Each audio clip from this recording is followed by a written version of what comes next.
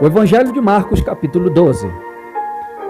Depois entrou Jesus a falar-lhes por parábola. Um homem plantou uma vinha, cercou-a de uma sebe, construiu um lagar, edificou uma torre, arrendou-a a uns lavradores e ausentou-se do país. No tempo da colheita, enviou um servo aos lavradores para que recebesse deles dos frutos da vinha. Eles, porém, o agarraram, espancaram, despacharam vazio. De novo lhes enviou outro servo e eles os bordoaram na cabeça e o insultaram. Ainda outro lhes mandou e a este mataram. Muitos outros lhes enviou, dos quais espancaram uns e mataram outros. Estava-lhe ainda um, seu filho amado.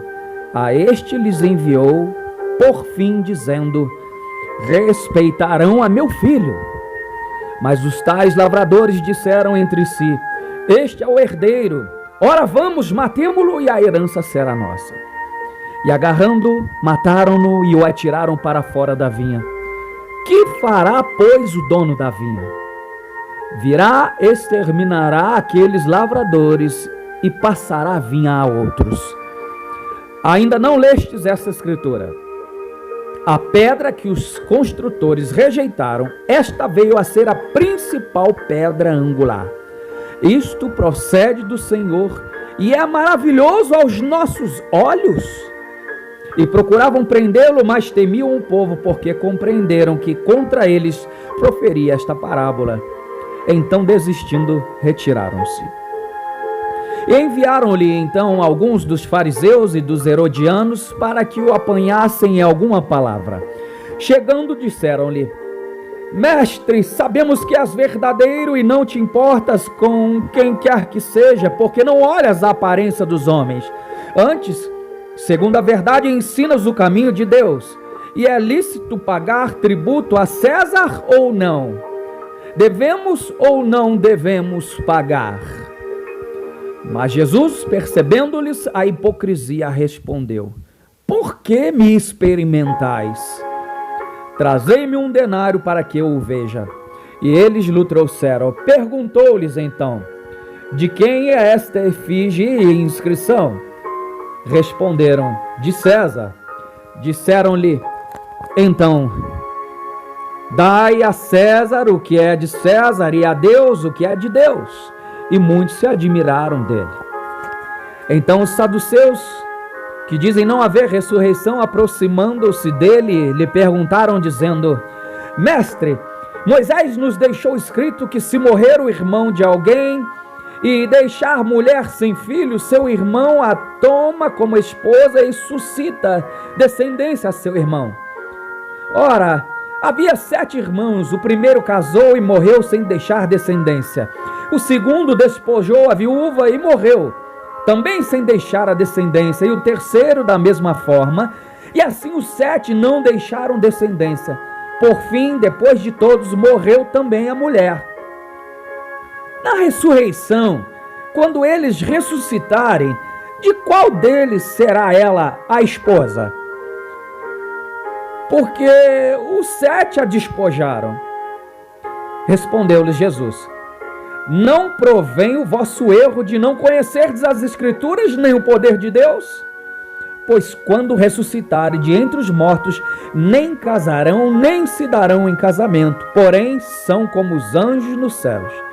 Quanto à ressurreição dos mortos, não tendes lido no livro de Moisés, no trecho referente à sarça, como Deus lhe falou: eu sou o Deus de Abraão, o Deus de Isaque e o Deus de Jacó? Ora, ele não é Deus de mortos e sim de vivos. Laborais em grande erro. Chegando um dos escribas, tendo ouvido a discussão entre eles, vendo como Jesus lhes houvera respondido bem, perguntou-lhe: qual é o principal de todos os mandamentos? Respondeu Jesus: o principal é: ouve, ó Israel, o Senhor nosso Deus é o único Senhor.